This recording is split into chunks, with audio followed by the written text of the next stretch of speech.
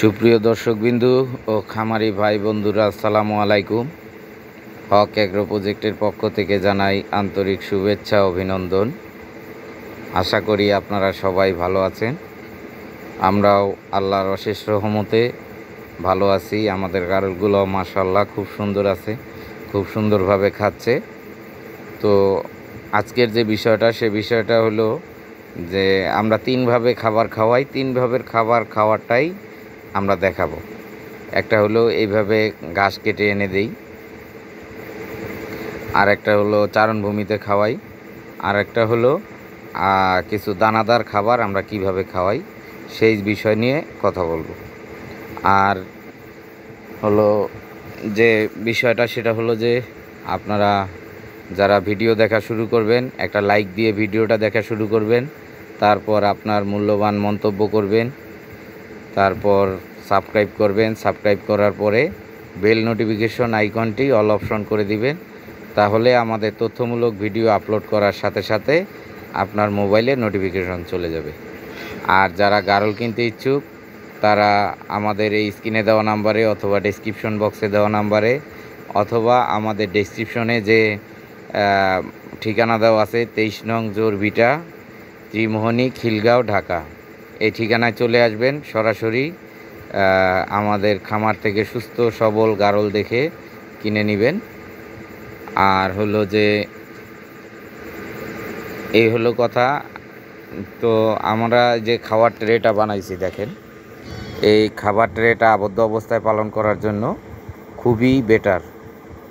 যে এইভাবে আপনি খাবার ট্রেটা তৈরি করবেন, তৈরি করার পর এটার ভিতরে ঘাস দিবেন। ঘাস যদি খায় তাহলে নিচের ট্রেতে পড়ে যাবে, আবার বাকি যেটা ট্রেতে পড়বে উপরের ঘাস শেষ হলে নিচেরটা খাবে। তারপর হলো এই যে দেখেন, আমরা চারণভূমিতে এই গারলগুলাকে খাওয়াচ্ছি। এখানে বিভিন্ন জঙ্গলে লতা পাতা ঘাস সব ধরনের খাবার গারল খায়। দেখেন কি সুন্দরভাবে এই যে একটা বাগানের ভিতর ঢুকাইছি আমরা, এই বাগানের ভিতরে খাচ্ছে। বাগানের নিচে যে ঘাসগুলো হয় সেই ঘাসগুলা খাচ্ছে। তো দেখেন, এই একটা আমাদের মেয়ে বাচ্চা, সাদা এবং কালো কালার, খুব সুন্দর একটা কালার কম্বিনেশন। মানে অনেকে বলে যে অস্ট্রেলিয়ার গরুর কালার হয়েছে আর কি। অস্ট্রেলিয়ার গরুগুলা বেশিরভাগ সাদা কালো হয়, সেরকম হয়েছে বাচ্চাটা। বাচ্চাটা অরিজিনাল বাচ্চা। এটার বয়স হলো 8 মাস, 8 থেকে 9 মাস এরকম। এটা এই 8-9 মাস বয়স।